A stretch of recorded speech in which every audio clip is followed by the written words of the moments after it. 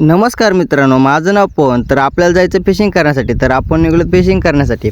Fishing म्हणजे काय तर मित्रांनो, आपण मासे पकडण्यासाठी जायचं आपल्याला. तर आपल्यापासून डॅम आहे 2 ते 3 किलोमीटरला.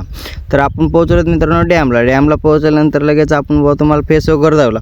फेस दावल्यानंतर लगेच मित्रांनो गेट ओपन केल्यानंतर मित्रांनो आपण लगेच निघलोत खाली जायचं होतं, कारण आपलं साहित्य वगैरे सगळं धरण्याच्या कडेला ठेवलं होतं, कारण तुम्हाला परत एकदा फेस वगैरे धावला मित्रांनो. तर आपण निघलो आता आपल्या साहित्याजवळ आलो मित्रांनो. साहित्याजवळ आल्यानंतर मस्त एकदम बघितलं काही चूक काढा नाही. तर मित्रांनो लगेच आपलं साहित्य वगैरे पाण्यात टाकलं, सगळं साहित्य घेतल्यानंतर आपल्याला जायचं पिंजऱ्याकडं.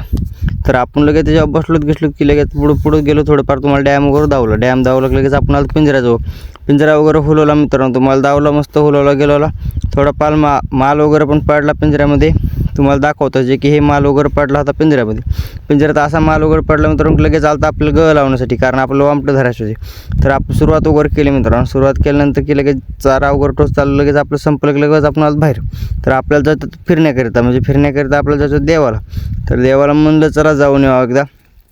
भरपूर दिवस झाले आपण मंदिराला वगैरे गेलो नव्हतं. तर आपण आलो तर देवाजवळ दर्शन वगैरे घेतलं मित्रांनो. थोडा बाहेरून शीन घेतल्यानंतर आपण लगेच म्हणलं बाबा आपल्याला जायचं घरी. लगेच आलो मित्रांनो लगेच पाण्यामध्ये आलो की पहिले आपल्याला एक मासे आली. तुम्हाला म्हणलं चला पहिल्यापासून दाखवण्यास चालू करा.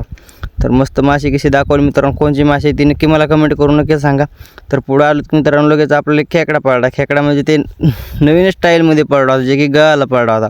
दररोज जायला पडतो पण ते गळाला पडला होता. तुम्हाला ते पण दावलं. म्हणलं यार ही काय मजाक चालू आहे. तर लगेच आलो मित्रांनो पुढं की लगेच आपल्याला दुसरा एक नवीन प्रकारचा मासा आला, जे की आपण ज्यासाठी गळ टाकले ते मासाच नव्हता आला पुन्हा हे मित्रांनो हे. तर आपण आलो आपण भरपूर पुढं. तर आपल्याला एक नवीन मासे प्रकारची आली. तर ही कोणची आहेत नक्की मला कमेंट करून सांगा मित्रांनो.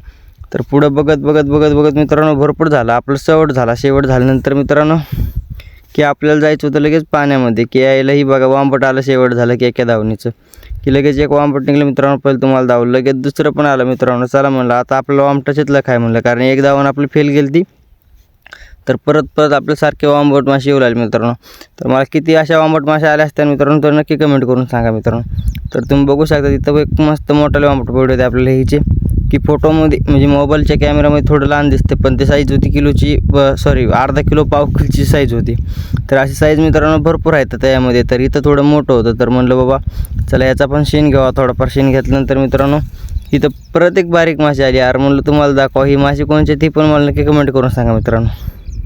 तर बघा मित्रांनो आपल्याकडे आज नवीन प्रकारच्या भरपूर मासे वगैरे पडल्या होत्या, कारण आपण ह्यांना सोडून दिले, कारण हे आपल्याकडे चलत नव्हते. तर पुन्हा एकदा वांबट आलं मित्रांनो.